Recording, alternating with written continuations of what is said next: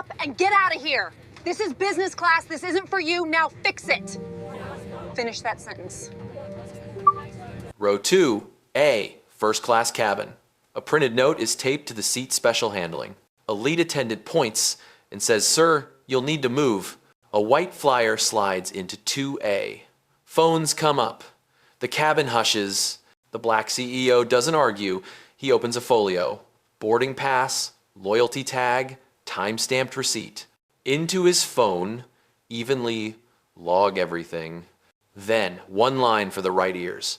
Archive gate, CCTV, pull PNR edits, SSR codes, last 15 minutes. PA crackles. Passenger in 2A is non-compliant. I've won. He looks up, steady. Finish that sentence. Beat. Now freeze the $120 million until audit. Row 2A, first class cabin, pushback in 8 minutes. A laser printed note is taped to the headrest, the words special handling and sensitive visible to anyone walking by. Camera phones rise in the rows ahead. The aisle smells like recirculated coffee and citrus wipes. A lead flight attendant leans in and speaks at a practiced volume that carries without sounding like a shout. "Sir, you will need to move. There was a last-minute change." The black CEO studies her badge, then the paper on the seat. He does not raise his voice. He does not stand. He opens a slim leather folio on his lap.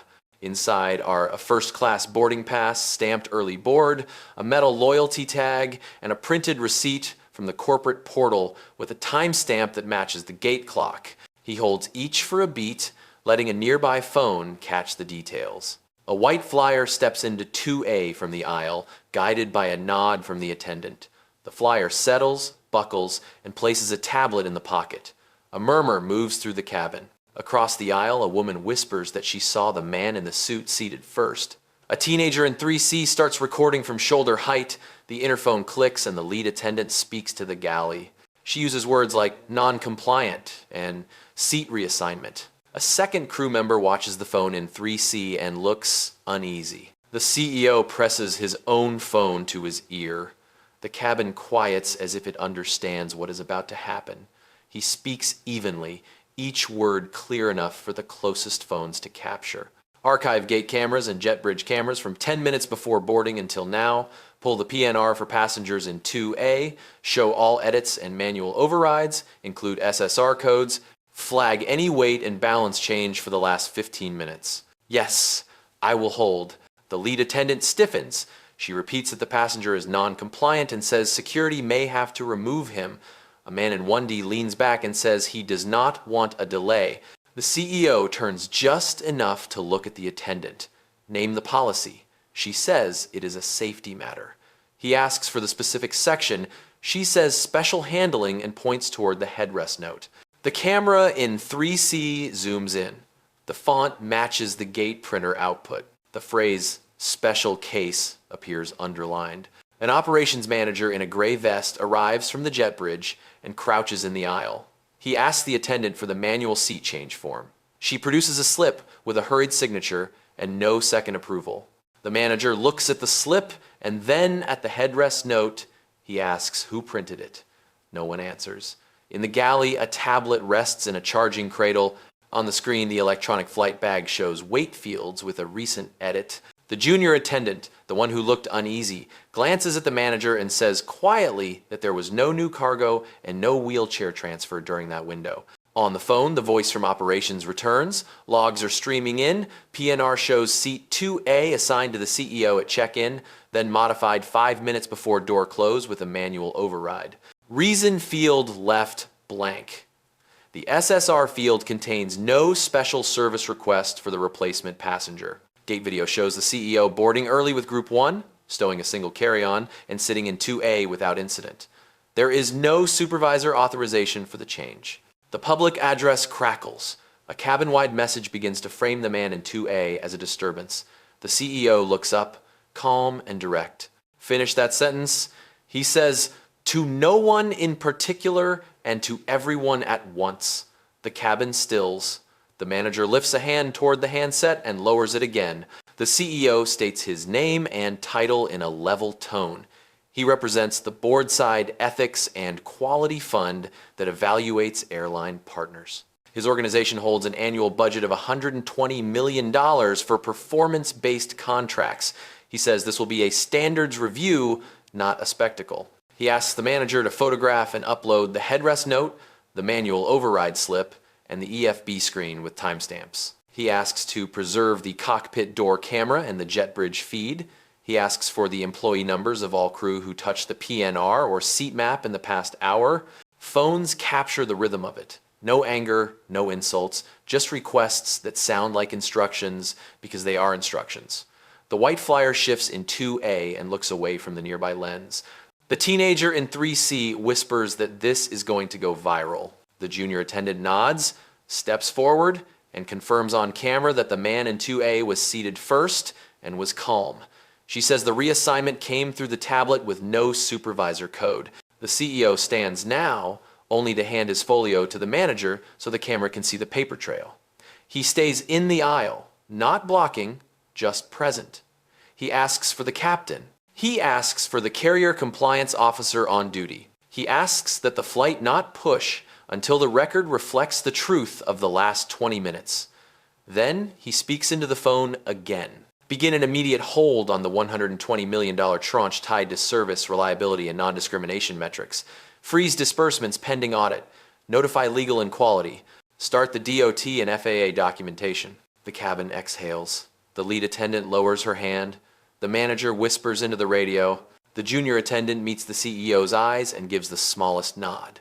The note on the headrest is photographed and removed. The camera in 3C catches the moment the lie loses oxygen. The CEO returns to his seat and closes the folio. He says one more line, just loud enough for the microphones nearby to pick up. I am here for standards. The captain steps out from the cockpit and takes in the aisle like a snapshot. He asks the operations manager for a summary. The manager explains the manual override with no supervisor code, the headrest note already uploaded, and the PNR edits flagged. The captain nods once and says the flight will not depart until the record is accurate. He turns to the lead attendant and asks for her incident statement on the tablet. Her thumb hovers over the screen. The junior attendant quietly offers what she saw, time-stamped. The manager adds a reminder that statements are discoverable and must match the logs. The interphone stays in its cradle. On the CEO's phone, legal joins the call. They confirm the funding freeze and open a case file with a tracking number. He repeats the number aloud so the nearest camera captures it. He asks legal to send a hold notice to finance and to the airline's partnership. Lead with a copy to the board liaison. He requests that the airline's compliance team receive the jet bridge and gate camera preservation orders within the hour. He is not performing for the cabin. He is reading off a checklist and moving down it line by line. The white flyer in 2A clears his throat and asks if he did something wrong. The CEO turns to him with the same even tone used for everyone else. You accepted a seat someone else earned under policy. The fix is simple. Accept the seat you purchased. The flyer looks at the captain, then unbuckles and moves without another word. Phones lower a few degrees. The cabin volume comes back to normal speech. The captain addresses the row in a calm voice. We will reseat per the manifest. We will depart once documentation is complete. To the CEO, he says, I am sorry this occurred on my aircraft. The CEO answers that apologies matter most when they come with process, and process is already underway.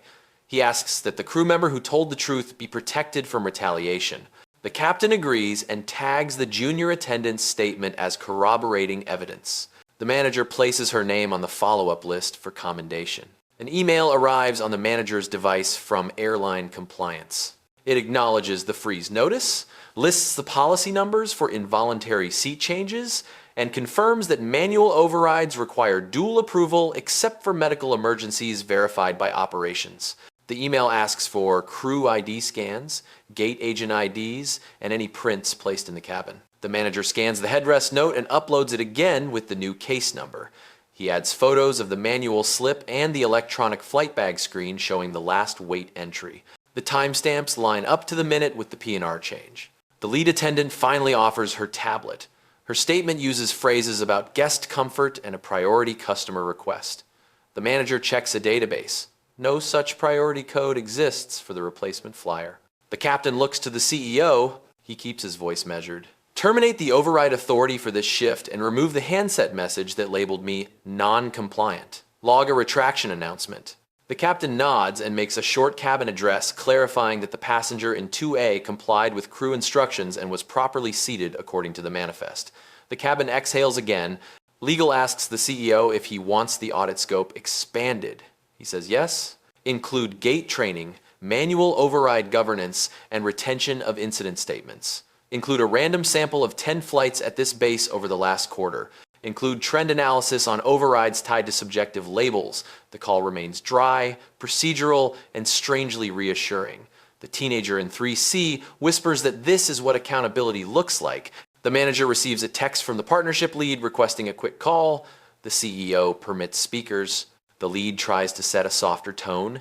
He replies, "That tone is irrelevant. Standards are not." He states that funds tied to service metrics remain frozen until the audit resolves and corrective actions are verified. He asks for a recertification schedule for crew at this base, with outside oversight. He wants an acknowledgement that retaliation against the junior attendant will trigger an additional freeze. The lead agrees on the record. The captain checks fuel and timing. He offers a new departure estimate. The CEO thanks the cabin for patience and returns to his seat. He places the folio on the tray and keeps the phone line open for documentation. The junior attendant brings water without a word and sets a blank incident card on the armrest in case another witness wants to add a statement. 2 passengers step forward to write what they saw. The record thickens. The plane has not moved, but the story has. The system, pressed into honesty, begins to correct itself. The first email from finance lands in the manager inbox, short and formal. It confirms a hold placed on the partnership tranche tied to service, reliability, and non-discrimination metrics. The amount is $120 million, and the status reads, "Frozen pending audit." The manager reads it twice and looks down the aisle toward 2A. He asks the lead attendant for her access history on the tablet.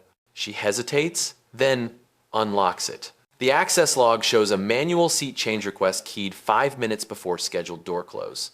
The requester field shows her employee ID. The approval field is blank. Compliance pings the captain directly and asks for preservation of the public address audio. The junior attendant has already noted the phrase used over the handset and the time it was spoken. The captain forwards that note and places a quick call to dispatch to confirm the cockpit door camera buffer will be saved with a copy to legal. He returns to the cabin to speak to the CEO again. The captain says he will file an irregular operations report with specific sections cited and invites the CEO to review the wording for accuracy. The CEO nods and only asks that it reflect what the logs already show.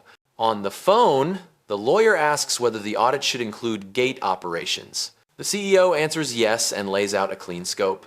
Gate printer access for the past day, badge log for who pulled the policy sheet format used on the headrest, CCTV of the printer station, and the moment a sheet with the phrase "special case was torn free."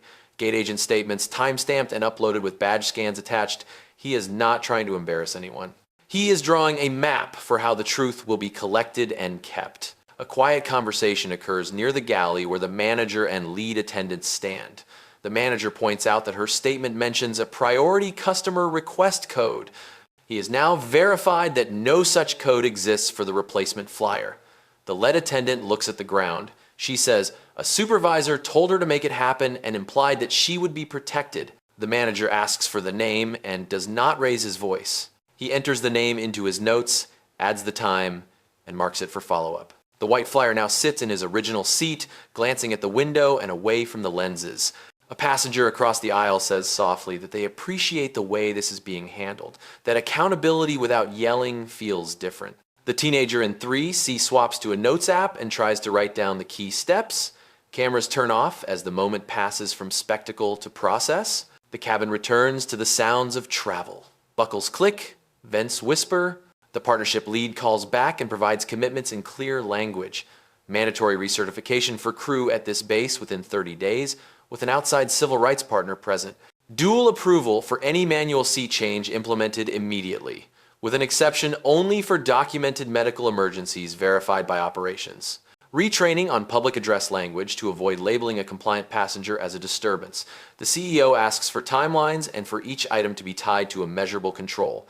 The lead agrees and sets dates. The CEO states that funds will remain frozen until each control is verified by audit.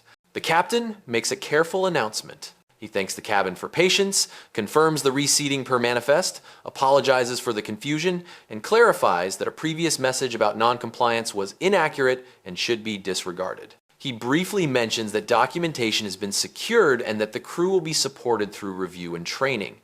The words are simple and precise. The tone is steady. The junior attendant breathes out when the handset returns to its bracket. A final step remains before the door can close. The CEO asks that the junior attendant receive a contemporaneous note acknowledging her accurate statement and her cooperation with compliance. The manager writes it on an incident card and photographs it with the case number visible. The CEO thanks her and tells her that telling the truth is the job. He does not promise more. He lets the system record the thanks in the place where it matters. As the jet bridge pulls back, the CEO ends the call with legal, but leaves the documentation line open to the audit inbox. He places the folio away and rests his hands on the armrests. He looks at the headrest where the note once hung and at the aisle where phones once rose. He is not angry. He is not triumphant. He is present. And because he asked for the right records in the right order, the system has begun to correct itself. Taxi begins with a softer hum than usual. The captain keeps the seatbelt sign on and the cabin lights warm. The manager kneels beside 2A and confirms receipt of every upload. He reads back the case number, the timestamps for the gate video, the PNR change, the handset announcement, and the EFB edit. The CEO nods once. He asks for a copy of the crew schedule for this rotation and the supervisor ladder for the base. He explains that the audit needs ownership maps as much as it needs footage. The manager says he will send it before wheels up. An email from Airline Legal arrives on the captain's tablet. It acknowledges the cabin correction and instructs crew to route any media inquiries to corporate communications with a neutral holding statement. The captain glances at 2A. The CEO is not filming and he is not posting. He is reading. He reviews the policy numbers cited in the email and circles 2 sections with a pen from his folio. He writes in the margin that the manual override path should be locked behind a second approval by default, not left open unless a warning pops. He does not talk about intent. He talks about controls. The junior attendant checks on passengers with a steadier posture. She offers water to the white flyer without judgment, then moves on to 2A. She thanks the CEO for asking the manager to log her statement. He replies that the system can protect truth if it is fed the right inputs. She says she did not want to be the reason for the delay. He answers that the delay belongs to the decision to override without authority. She nods and returns to the galley. Dispatch calls the captain to confirm that the pushback delay will be filed as crew-related and that any customer service vouchers will be authorized on arrival. The captain responds that the cause should reflect manual seat reassignment and that the correction has been made. He keeps his voice even. He requests that the delay code be reviewed in the monthly ops meeting so it does not vanish into generic terms. He asks for the case number to be attached to the flight record. He is not choosing sides. He is choosing accuracy. The partnership lead sends a follow-up with timelines. Recertification for this base begins on the first business day of the upcoming month. External observer booked. Dual approval on manual changes goes live by midnight. Public address guidance will be rewritten and pushed to all crew devices within 72 hours. A link to a short training video is attached. The CEO replies with a single sentence, confirm verification steps, and sign off the owner. Minutes later, the lead sends a second email naming a compliance director as accountable and a date for verification sign-off. A message pings from the board liaison. It notes the freeze and asks whether communication to other partner airlines is necessary. The CEO types that no broadcast is needed. The goal is alignment, not spectacle. He proposes a quiet round of standard visits over the next quarter with the same map of records requested today. The liaison agrees and asks for a calendar. He adds that the board will want to see trend lines, not just one-offs. The CEO drafts a simple dashboard in his Notes app with fields for manual override rate, dual approval compliance, PA corrections, and retaliation flags. The The captain returns with news that the door can close. He asks the CEO if he would like a private apology from the lead attendant. The CEO says that apologies should follow the record. He suggests the lead attendant update her statement with the supervisor instructions she mentioned in the galley. He adds that if she does so accurately, the apology will be understood as part of the correction. The captain relays the message. The lead attendant stares at the tablet, then begins to type. Her shoulders lower as she writes. Wheels roll. The cabin leans back as the aircraft turns toward the runway. The teenager in 3C whispers that he learned more about how systems work in 20 minutes than any video online. The passenger across the aisle smiles and says that consent to standards feels different from fear of punishment. The CEO hears them and says nothing.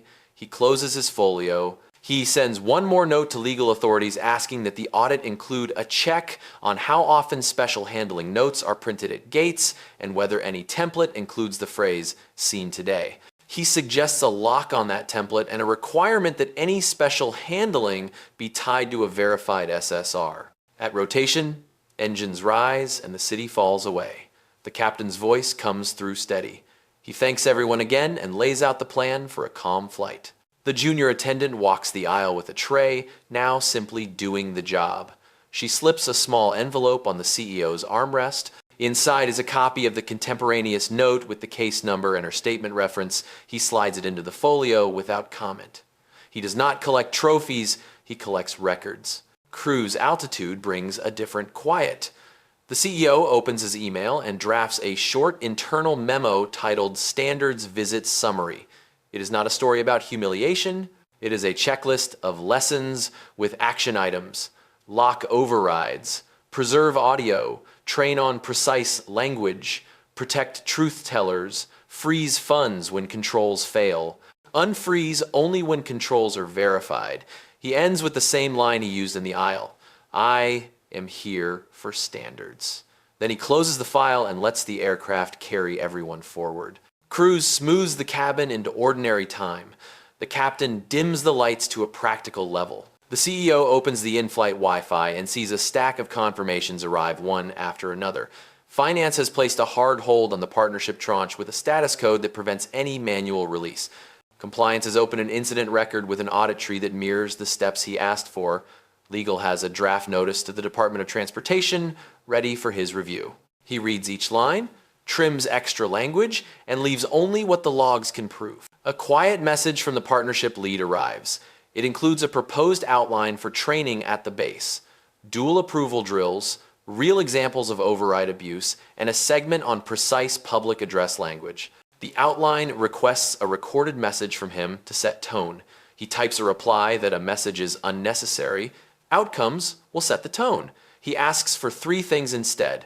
A live walkthrough of the gate printer permissions. A lock on any template that can plant vague labels, with a requirement that special handling be tied to a verified service request. A live test where a manager tries to push a manual seat change without a second approval and the system blocks it. The junior attendant stops by too, A with water and a crisp thank you. She says compliance emailed to ask if she wants to attach video from her device. She does. He suggests she mirror it to the Airline upload tool so the chain of custody is clear. She nods and returns to the galley with her phone held low. A passenger across the aisle leans over and says he appreciated hearing a correction over the speakers. The CEO answers that corrections are investments, not punishments. The passenger laughs and says that sounds like a line from a meeting. The CEO says it is a line for anyone who wants the next flight to go right. A notification from the board liaison slides in. The liaison asks if a public statement is planned. He types no. He writes that the case has a number, the audit has a scope, and the money has a status. If asked, the answer will be that a standards review is underway and the company is cooperating. He adds a note requesting that any press note avoid adjectives and stick to structure. He is not hiding anything. He is refusing theater. The captain stops by the row and offers a printed copy of the cabin correction he read earlier. The CEO scans it, initializes the margin to acknowledge receipt, and hands it back. He asks the captain to ensure the non-compliance tag triggered by the earlier announcement is cleared from his record in the system that tracks passenger behavior. The captain takes a picture of the request with the case number and says he will file it before landing. The white flyer stands to stretch and speaks in a careful voice. He says he did not understand the policy and he followed a nudge he should have questioned. The CEO nods once. He answers that the system should have prevented the situation and that personal choices live inside systems. There is no heat behind the words. The flyer returns to his seat and puts on headphones. Legal pings again and asks if the audit should look for similar overrides over the past quarter at other bases. He replies yes, stratified by time of day and staffing level, because thin coverage invites shortcuts. He asks for a random sample that will be statistically defensible and for the findings to be shared with operations, not parked with public relations. He requests that all training content be co-signed by the union and the civil rights partner to prevent it from being treated as a box check. The in-flight email queue shows a message from the base supervisor whose name the lead attendant provided. It is short. It asks to discuss. The CEO writes back that all discussion belongs inside the case file and that any details should be added as a statement. He adds that retaliation against the junior attendant or anyone who corroborated will trigger an additional freeze. He copies the partnership lead and compliance on the note. The supervisor does not reply. He opens a simple dashboard in a spreadsheet and fills 4 cells. Manual override rate, dual approval compliance, PA correction rate, retaliation flags. He adds a 5th for customer delay coding accuracy because cause labels drive change. He writes a 1-line description for each and assigns owners using the names sent earlier. He is not designing a press release. He is designing a loop that forces the problem to surface every month until the numbers behave. The captain announces initial descent. The cabin shifts as people tuck away laptops and raise shades. The CEO closes the folio and slides it into the seat pocket for a moment. He looks at the space where a note once implied a special case and sees only fabric. The junior attendant walks the aisle and meets his eyes with a small nod. He nods back. The manager sends a final in-flight message. All statements captured. Audio preserved. Gate and jet bridge hold orders accepted. Crew schedule and supervisor ladder uploaded. The case number sits at the top like a hinge. He does not rehearse what to say on the jet bridge. He does not need to. The work is already said in the record. He rests his hands on the armrests and lets the aircraft drop toward the runway, the budget frozen behind them, the audit ahead. The job now is simple. Verify, correct, unfreeze when standards are real. Landing is firm but clean. Reverse thrust fades and the aircraft rolls to the gate. The seatbelt sign dings and the aisle ripples, then settles when the captain asks everyone to remain seated for a brief documentation step. The jet bridge seals to the door with a quiet thud. The operations manager appears first, tablet in one hand, printed incident cards in the other. Behind him stand 2 people with badges on lanyards, compliance and a union rep. No flash, no announcement, just presence. The captain steps to 2A. He confirms that the non-compliance tag created by the earlier announcement has been cleared from the passenger behavior system and shows the screen with a closed notification. The CEO reads the fields, sees the reference to the case number, and nods. The captain hands over a copy of the cabin correction, read at altitude. The CEO initializes the edge again, so the record shows receipt at the gate as well as in flight. Compliance asks to mirror any passenger video into the airline evidence vault. The teenager from 3C raises a hand and the junior attendant guides him to the galley where a secure transfer cable waits.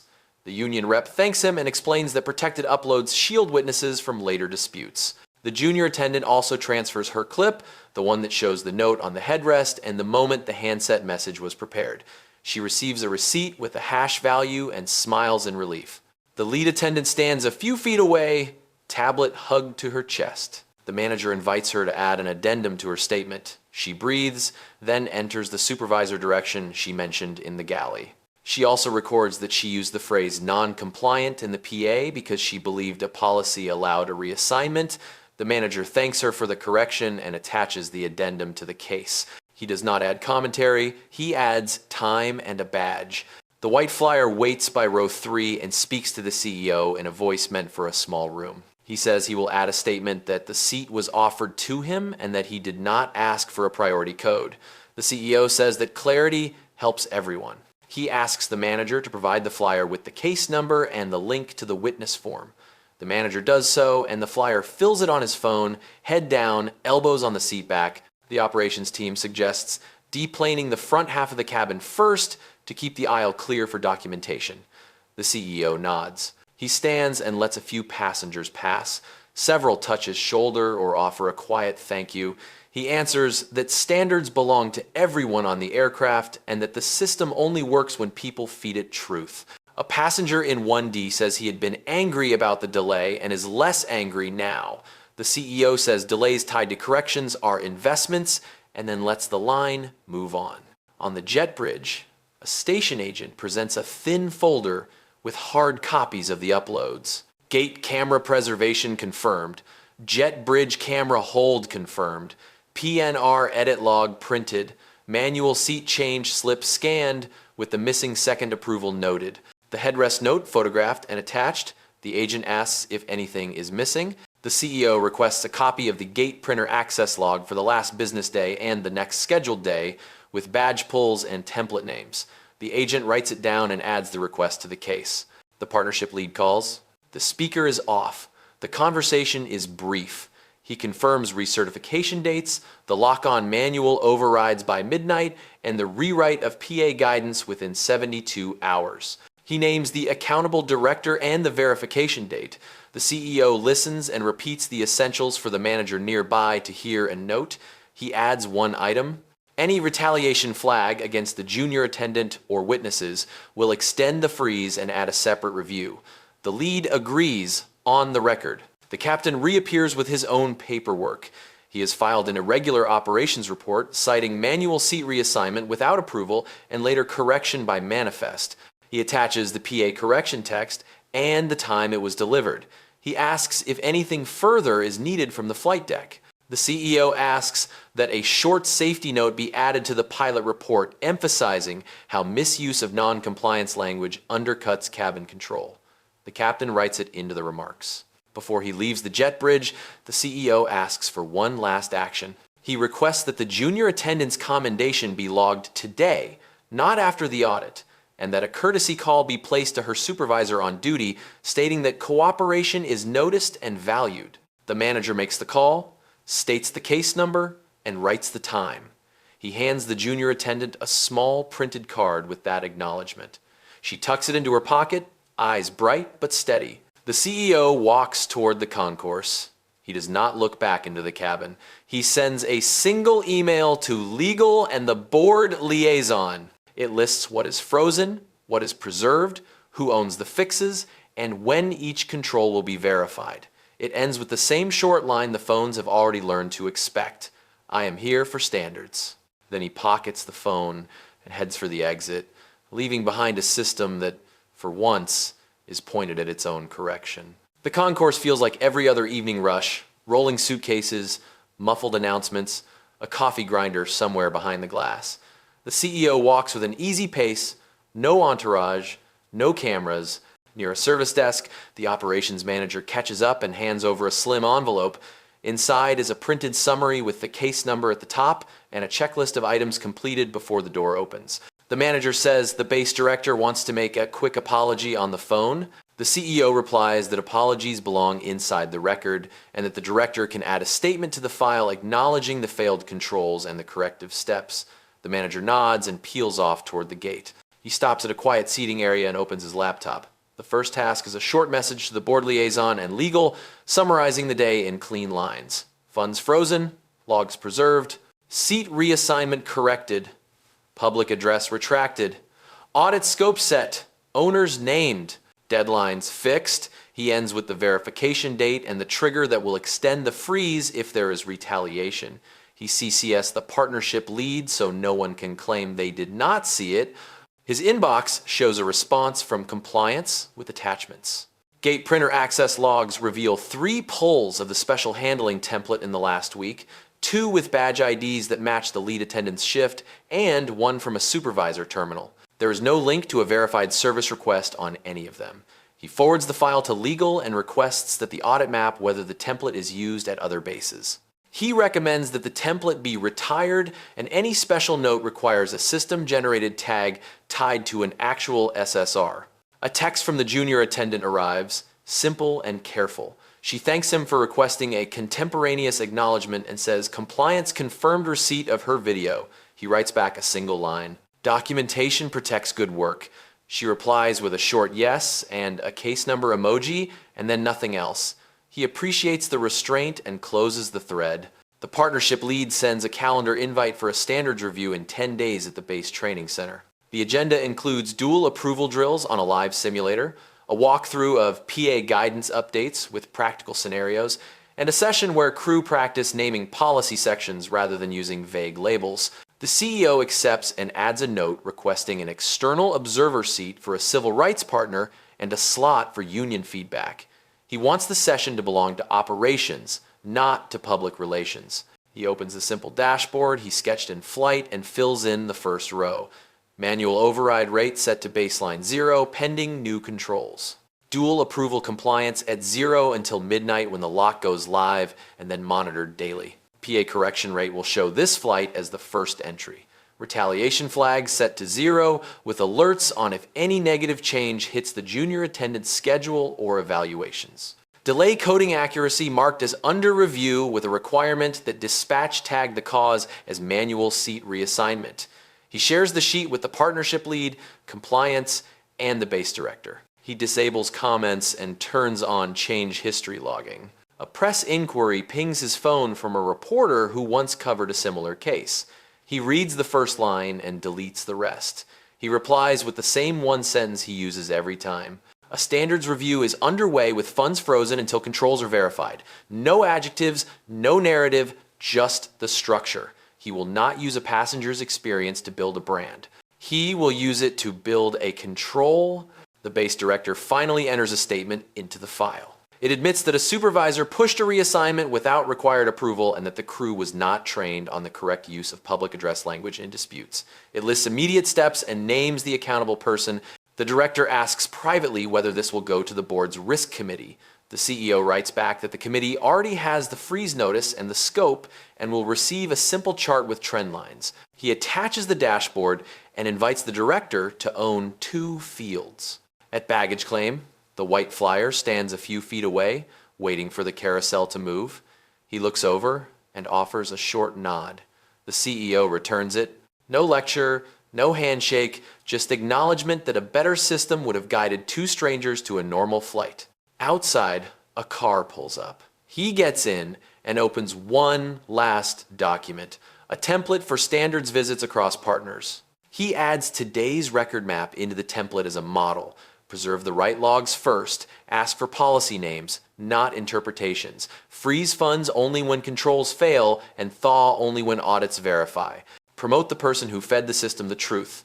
He drops the junior attendant's first name into an appendix under pending commendations and leaves her last name blank for privacy. He adds a note to check in after the review to see if the commendation converted to something that moves a career. The city blurs by, the car crosses a bridge, and the skyline settles into its usual grid. His phone vibrates with a calendar reminder for a different partner site visit next week. He smiles once, small and private, because the work will be the same. Ask for the record. Protect the truth. Move the money only when the controls move. He closes the laptop and rests his eyes for a minute. In the morning, the audit will start pulling threads. Tonight, the budget sleeps on ice, and a base prepares to relearn its own rules. Morning opens with a calendar block titled Audit Kickoff. The CEO is in a modest conference room at the base, not the big auditorium. A projector hums, compliance, operations, legal, union, and an external civil rights partner sit spaced around the table. The partnership lead dials in, camera off. The atmosphere feels like a check ride, not a tribunal. The CEO starts with a single sentence. Today is for records, not feelings. Then he points to the screen. First slide is the case header with the freeze notice, the amount, and the verification date. Next slide is the map of evidence requested and received. Gate and jet bridge cameras preserved, PNR logs with manual override timestamps, the EFB wait screen showing a late edit, PA audio captured, Incident statements collected with badge IDs. The junior attendant's corroboration is listed, not played. The lead attendant's addendum is listed, not debated. Each line includes a status and a file hash. The union rep nods because the chain of custody is clean. Compliance presents the gate printer access log. The template labeled special handling appears 3 times in a week. None linked to a verified service request.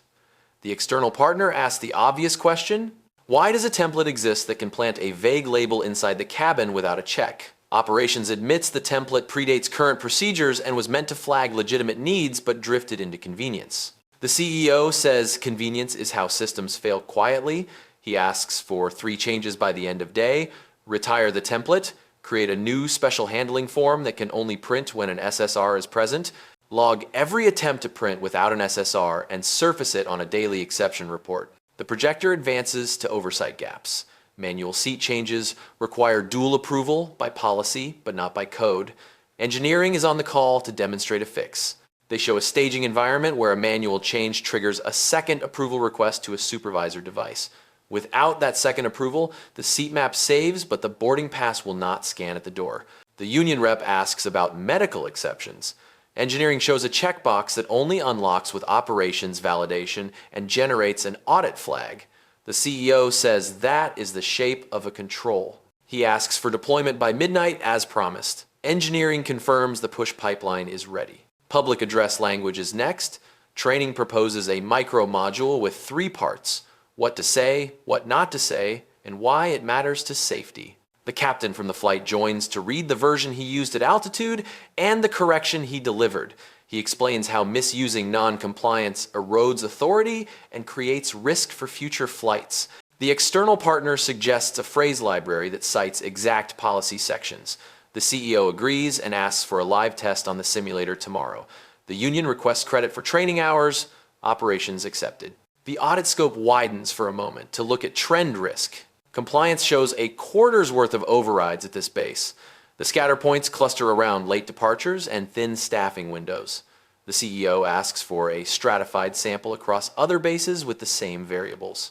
He wants to see whether pressure patterns push people into shortcuts. He asks that the dataset include outcomes where someone resisted a shortcut and how the system responded. The civil rights partner adds that resisting should not carry a hidden penalty in scheduling. The union says they will watch the rosters. The room returns to the case. The junior attendant's commendation has been filed and acknowledged by her supervisor. A date appears on the slide for a formal board note recognizing truth-keeping without naming her publicly. The CEO asks that a pathway be defined where such commendations convert to real career movement, not just a thank you email. HR joins by phone and says a pilot program exists for merit bumps tied to verified compliance assists. The CEO asks them to add cabin crew as eligible and to backdate the criteria to capture this incident. Legal confirms the DOT filing is in, that the airline is cooperating, and that the case will be closed when corrective controls are verified. The partnership lead restates the freeze will stay until the audit sign-off. He asks what else the board will want. The CEO says 4 numbers on 1 page and 1 sentence beneath them. Manual override rate trending down, dual approval compliance trending up, PA corrections trending to 0, retaliation flags at 0. Sentence reads, controls behaved under pressure. A communications draft waits on the table. It avoids adjectives and names no one. The CEO initializes the margin next to 1 line. We do not rely on apologies to manage risk. We rely on controls. The draft will run if asked, not as a press release. The external partner suggests a quiet community briefing later, not for show, but for accountability. The CEO agrees and asks that the briefing include the simulator demonstration so people can see the control that will prevent a repeat. Before the session ends, operations play a small clip from the gate camera. It shows the moment the headrest note was taped. No audio, only the act. The room watches in silence. No one says, gotcha. Compliance writes, time, terminal, badge. The CEO asks that this still frame be used in training with a caption that reads, policy lives in these small decisions. He closes his folder and repeats the same line he used in the aisle. I am here for standards. The room does not clap. It moves to work. Day 2 shifts from talk to touch. The training center lights are bright and the simulator bay hums. A mock gate stands at one end with a working printer, a badge reader, and a live connection to a staging copy of the seat map. Engineering has pushed the dual approval lock. Operations, compliance, union, and the external partner are here to watch it fail the way it is supposed to fail. A crew member tries to force a manual seat change on the simulator. The first approval goes through on the agent device. The system then pings a supervisor tablet for second approval. No response. The agent taps save and walks the test passenger to the boarding door. The barcode will not scan. The screen flashes a red banner with a bind to policy section and a log entry number. The instructor points to the camera and says, "This is the clip we will use in training." No debate about interpretation. The code carries the rule. They try the medical exception path. Operations enters a test scenario with a wheelchair transfer. The exception box stays grayed out until operations validates a case number, then unlocks for one attempt with an audit flag. The sample boarding pass scans. The instructor pauses and says, "This is how to handle real needs without leaving gaps for preference." Union observers nod. The external partner files a note that the exception flag should surface weekly to leadership. Engineering agrees to add a roll-up report. Next is the public address module. The captain from the flight stands beside the audio console with a script on a clipboard. Crews take turns reading the correction language into the mic. The console records and plays it back. People hear themselves and learn to choose plain words. No labeling a passenger as non-compliant unless it is true and tied to a safety directive and documented. The trainer reinforces that naming the policy section helps everyone understand the boundary. The CEO listens and then asks each crew to write one sentence explaining why precise language matters to safety. The answers sound like people who fly for a living. Authority gained by care feels stronger than authority borrowed from volume. Compliance rolls out the new special handling form. Without a verified service request, the printer refuses to spit paper. Attempts are logged to an exception report. The form cannot say vague things. It prints a crisp line with the SSR code and the name of the policy. The test note with special case fails by design. The room does not cheer. It is not that kind of work. There is relief in watching a temptation removed. The junior attendant attends the session quietly. She is not asked to speak. The trainer calls her name at the end to hand her a sealed envelope from HR. It contains a merit bump tied to verified cooperation with compliance. She barely smiles, then tucks it into her bag. The CEO nods once, the union rep notes the date, and says they want this pathway formalized for crew across the network. HR agrees to write it into the handbook. At mid-morning, a dashboard snapshot arrives in the CEO inbox. Manual override rate reads 0 for the base since midnight. Dual approval compliance reads 100%. 2 attempts blocked and documented with follow-up. Public address corrections show nothing new. Retaliation flags at 0. Delay coding for the incident flight has been updated to reflect manual seat reassignment. He forwards the page to the board liaison with a single line. Controls are behaving under light pressure. The next step is peak hours. The partnership lead asks whether to start thawing a sliver of funds tied to training delivery. The CEO answers, not yet. He wants to see one more test in the wild and an internal audit confirmation that the weekly exception report ran and was reviewed with sign-offs. The lead accepts and asks for a date. The CEO names the end of the week if the numbers hold through a Friday evening rush. Back in the simulator bay, a crew leads a practice scenario that mirrors the flight. An actor sits in a first-class seat with a phone out. An agent approaches with a request grounded in a real policy and a printed form that displays the SSR. The actor asks the 3 Socratic questions automatically because they are taped to the back of the fake seat. What policy? What evidence? Why me? The agent answers each without defensiveness, pointing to the form and to the gate monitor that now displays policy codes for transparency. The scenario ends, not in conflict, but in compliance. A hallway conversation forms near a coffee cart. The base director admits to the external partner that the template had been a crutch. The partner says crutches are fine if they are medical and prescribed. Convenience is not a prescription. The director half smiles and says they will survive without it. The CEO walks by and says nothing. He does not need to add a lesson to a lesson already learned. By afternoon, he visits the gate where the incident began. The printer is the same. The screen is the same. The behavior is not. A supervisor runs a drill that denies a manual change without the second approval. The denial reads like a simple no with a reason tied to policy. The agent thanks the system on reflex. When the rule lives inside the tool, people can stop improvising. The CEO watches for one more cycle, then steps back into the concourse. He checks the dashboard again before leaving the base. Numbers still hold. No overrides without approval. No PA corrections. No flags. He sends a note to finance that they should prepare a limited thaw of funds tied to training completion once the internal audit signs off on the exception report workflow. He adds that the performance tranche remains frozen until trend lines hold for a full month. Evening comes with ordinary traffic and ordinary flights. That is the point. Systems that work feel like nothing at all. He closes his laptop and walks out to the sidewalk. The audit will keep pulling for a while. The numbers will keep telling themselves. The budget stays on ice until the controls prove they can carry the weight. And the person who told the truth can do her job without looking over her shoulder. Day 3 runs into the first true stress test. Late afternoon flights stack like dominoes, weather drifts in from the west, and the base works close to the edge of its staffing plan. The CEO is back on site, jacket off, notebook open. He is not here to hover. He is here to watch the numbers under pressure. At the gate beside yesterday's simulator room, operations runs a live drill on the floor. An agent attempts a manual seat change to resolve a connection miscue. The first approval lands. The second approval request pings a supervisor tablet 10 yards away.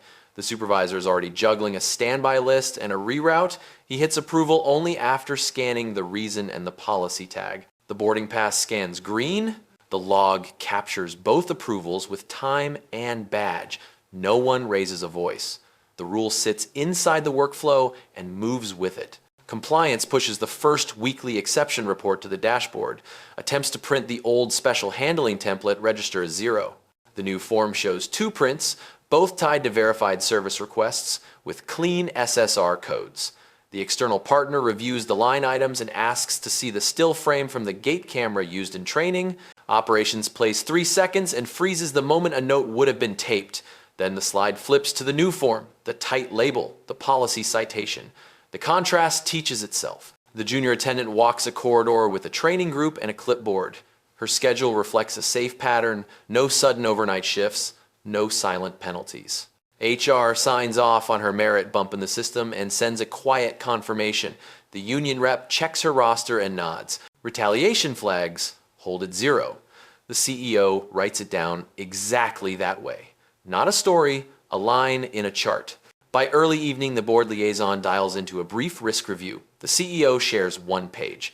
Manual override rate holds at 0 without approval and shows 3 blocked attempts recorded with follow-up.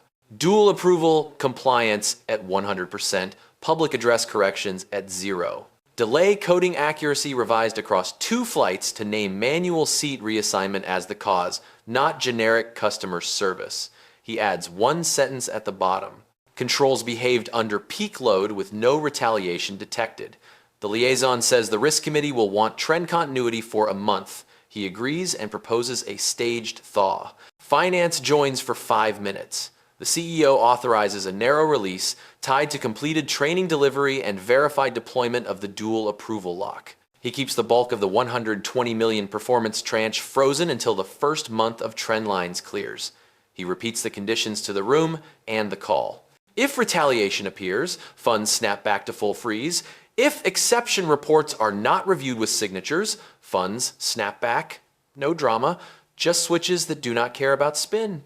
A quiet community briefing follows in a small auditorium. No cameras, just a dozen leaders from local advocacy groups, 2 union delegates, operations, compliance, and the external partner. The training team rolls the simulator to the stage and shows the dual approval gate in action.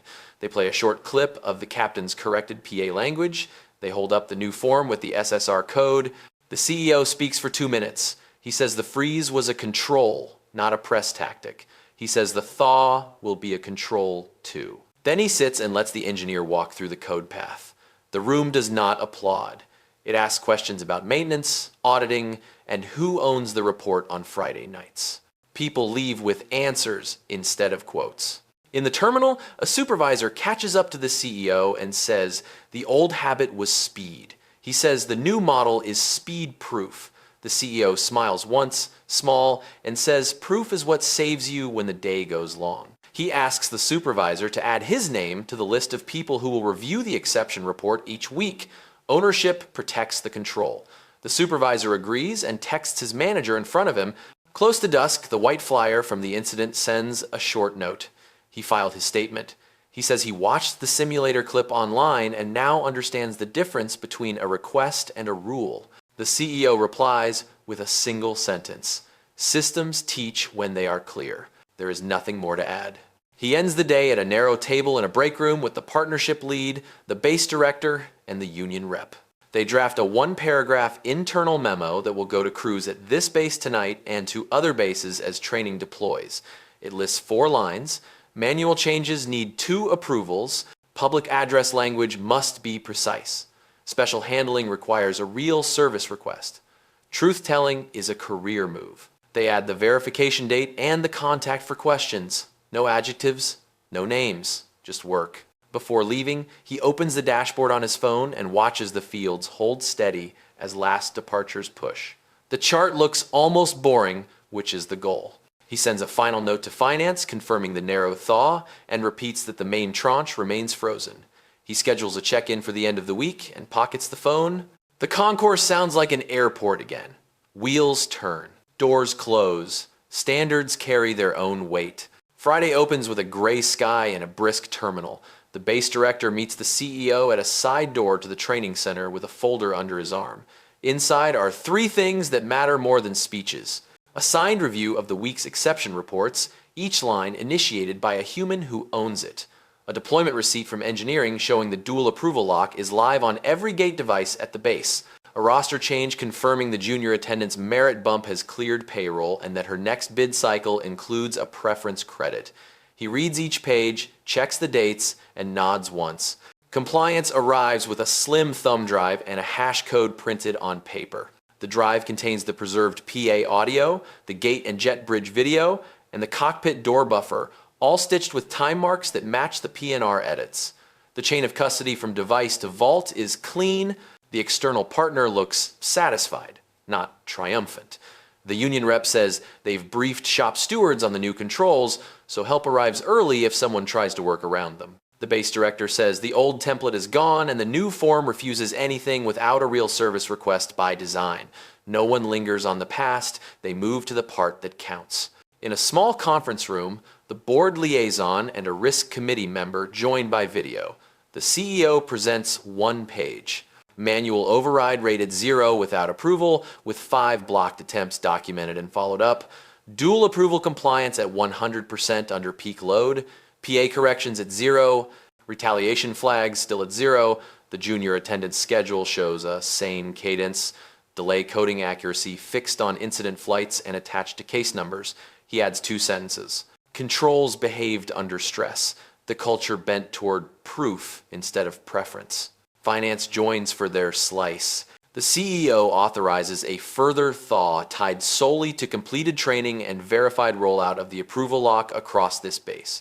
The main performance tranche remains frozen until trend lines hold for a full month and a spot check at another base passes. He repeats the conditions aloud so the microphone captures them. If a retaliation flag appears, funds snap back. If exception reports stop surfacing or go unsigned, funds snap back. The liaison remarks that switches are clearer than promises. He agrees. Midday, operations runs a live walkthrough on the concourse. A gate monitor now lists policy sections in small text next to upgrade and reassignment screens. An agent demonstrates how a manual change request generates a code that passengers can ask to see. Another agent prints the special handling form with a legitimate SSR and shows how the system won't accept notes in free text. A supervisor taps decline on a frivolous attempt and the boarding pass refuses at the scanner. The small audience union, compliance, community advocates, watches the rule enforce itself without voices rising. The CEO watches for gaps. He notes none that matter. The junior attendant meets him near a service door. She says HR confirmed the merit bump and her supervisor called to acknowledge her cooperation on the record. No fuss, no plaque, just the right line in the right system. He answers that careers move on paper long before they move on posters. She laughs once and goes back to work. Afternoon brings the first echo from outside the airport. A regional base asks for the training package and the simulator script. Engineering confirms the dual approval lock can be pushed network-wide in phases. Legal proposes a 2-page memo to partner carriers summarizing the control changes without naming the incident. The CEO revises 3 lines for precision and removes adjectives. He adds a line that any partner using vague labels in a cabin or cockpit must retire them in favor of codes tied to policy. He signs his initials in the margin. As the day winds down, the captain from the flight stops by in civilian clothes. He says the corrected PA script has already saved an argument once. He read the policy line, explained the boundary, and the cabin exhaled. The CEO thanks him and asks if he will tape a short clip for training about why precision protects authority. The captain agrees and schedules time in the simulator room. The sun breaks through for a few minutes, throwing a pale stripe across the concourse carpet. The CEO finds a seat near a window and opens the dashboard one more time. The numbers hold. Quiet proof in tidy rows. He drafts a short note to the board liaison. Preliminary conditions met at this base. Staged thaw in effect. Next review in 7 days with a second base added. He closes the laptop and stands. On his way out, the base director offers a hand and an apology. The CEO shakes it and says what he has said all week. Apologies matter when the record moves with them. Yours did. He adds one last instruction. Keep logging. If the system stays honest under boredom as well as stress, the money follows. He walks toward the exit at an ordinary pace, unhurried, uncelebrated, leaving behind a place that now understands how to earn what it wants by writing the truth into its tools. I am here for standards. Monday starts at a different airport with the same rules. The CEO arrives without an entourage and walks straight to operations. This base has the lock deployed, the form retired, the PA script updated. He is here for spot checks and to see whether habits bend the way code now bends. Compliance meets him with a short list of drills. He chooses 3. A manual reassignment attempt during a tight connection, a special handling print without a verified request, a PA correction recorded by a new hire who has never stood at a mic under pressure. At the first gate, an agent tries the old shortcut. The first approval lands. The second approval request pings a supervisor 10 seats away who is juggling a standby list. The supervisor studies the reason, declines, and walks over. He explains the policy to the passenger while the agent opens a new seat map that respects the rule. The scanner stays red until the right seat prints. The CEO thanks no one. He writes a line in his notebook. The rule carried the day without an argument. At another gate, a trainer types a test request into the new special handling form with no SSR. The printer refuses the job and logs the attempt. An exception ID appears. The trainer holds it up for the small group to see. The union rep reminds everyone that logged attempts are not punishments. They are early warnings that protect careers. The external partner asks for the weekly roll-up to include base-level notes on false starts so leadership can see where friction is real. Operations agrees and adds a box for mitigation. The PA module runs in a back room. A new hire reads into a handheld mic while the console records. She trips on a phrase, resets, and tries the corrected script that names a policy section instead of a label. The playback is clean and boring in the best way. The captain from the incident, now in a training shirt, offers a 2-minute talk on why precision is speed when cabins are tense. He signs a release to let the clip live inside the training library. The dashboard on the CEO's phone shows this base in live numbers. Manual override rate at 0 without approval. Dual approval compliance at 100% after 3 blocked attempts and 2 valid ones. No PA corrections logged. Delay codes matched to specifics. No retaliation flags. He forwards the snapshot to the board liaison with a single sentence.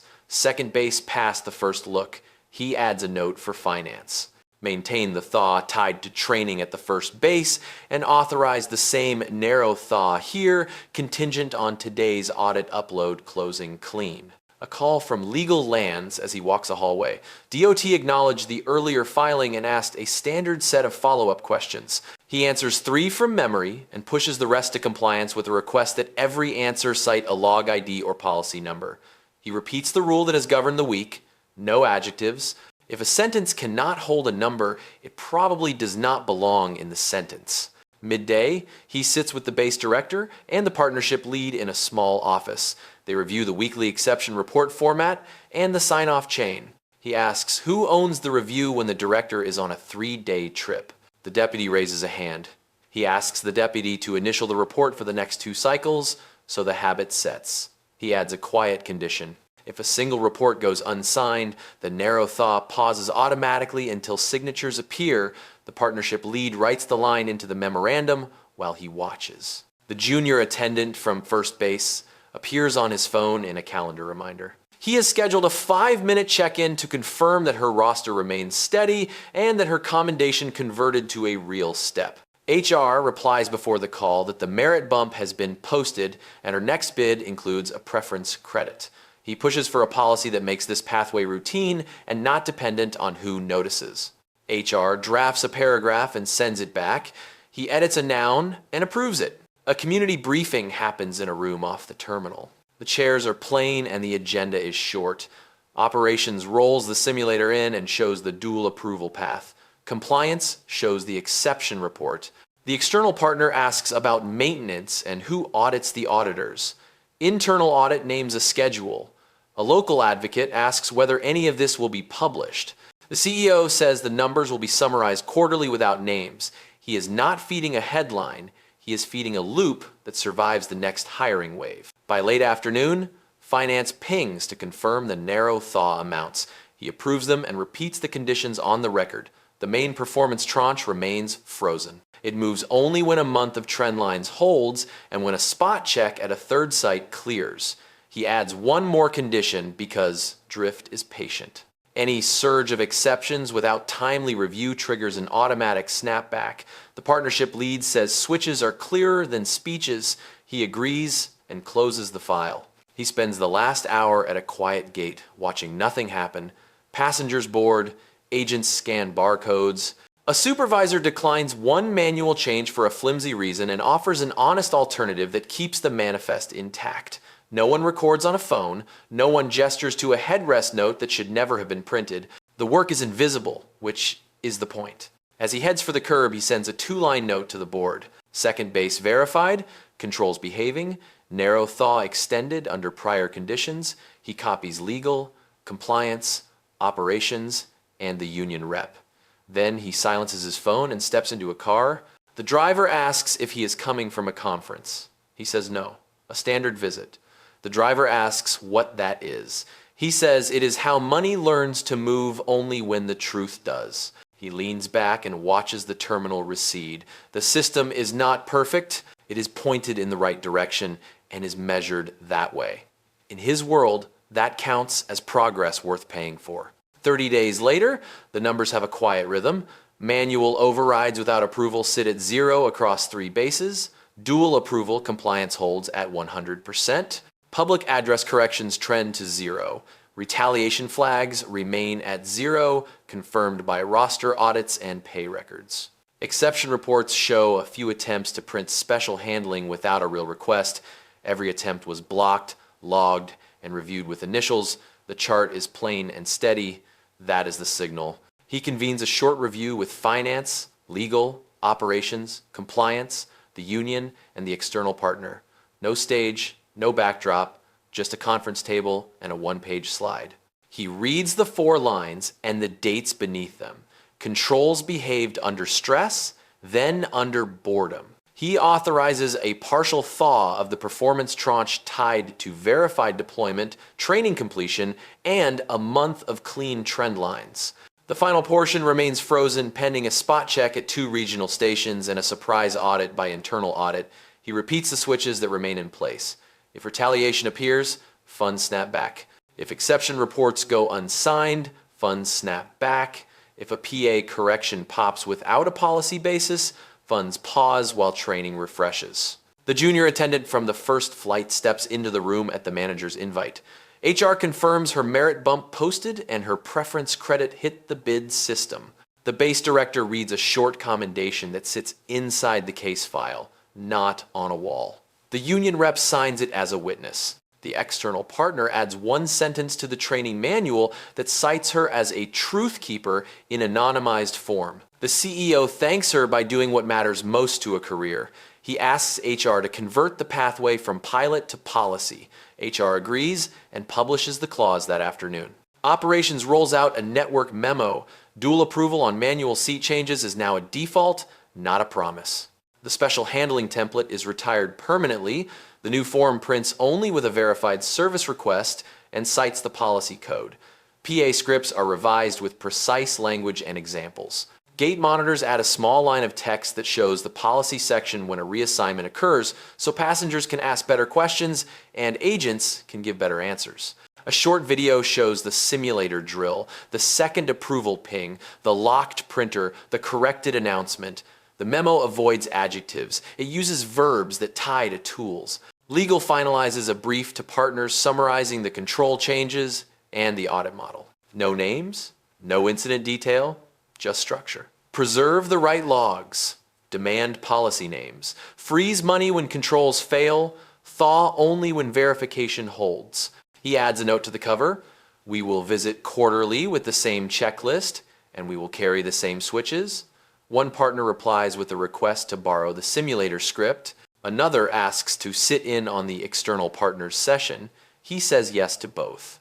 A quiet community briefing happens in a union hall near the airport. The captain from the flight plays his 2-minute clip on the importance of precise PA language.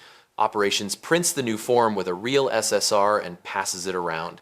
The external partner explains how exception logs prevent small shortcuts from becoming big culture. The CEO speaks for less than a minute. He says standards must be tested in peak hours and in slow afternoons, and that the next audit will include both. He thanks the room for pushing on the right places: code, training, review. He walks a concourse afterward and watches boarding without incident. An agent explains a reassignment to a traveler while pointing to a monitor where the policy line sits in small type. A supervisor declines a manual change in the app and offers a valid alternative. No one waves a homemade note. No one reaches for a loaded word on the PA. The work looks like nothing because it's doing what work should do: remove drama from tasks that do not need it. Back at his desk, he updates the dashboard fields and adds a 5th box titled Drift Watch. It shows the age of the last signed exception report and the time since the last simulator drill at each base. He sets alerts for creeping gaps. He writes a short cover note to the board. Staged thaw executed. Residual freeze remains until 2 regional stations, clear spot checks, community briefing complete, merit pathway formalized. He closes with one sentence: money will move when controls move. Before he sends the note, he adds one more aftercare item. He asks the base director to schedule a check-in with the junior attendant 30 days out to confirm the cadence of her schedule and that no subtle penalties have crept in. He copies HR and the union rep so the follow-up lands in 3 inboxes. The director replies with a time and a calendar invite. The loop holds. He steps away from the screen and thinks through the first minutes of that cabin again. A taped note, a pointed finger, a phrase on a handset that did not belong there. Those minutes could have stayed a spectacle. Instead, the record turned them into a map. Ask for policy names. Pull the logs the system already keeps. Freeze money where it matters. Promote whoever feeds the truth into the file. He collects the map, not the moment. On his way out, his phone buzzes with a question from a younger manager at a far base. How do you know when to unfreeze for good? He replies with the answer he has given all month. When the system behaves without you in the room, when the graphs are boring, when people reach for the rule before they reach for an opinion. He pauses and adds the line that has carried him through every corridor and aisle. I am here for standards. Then he silences the phone and heads for the door, leaving behind a network that now knows the difference between a policy and a preference, and a budget that moves only when that difference is real.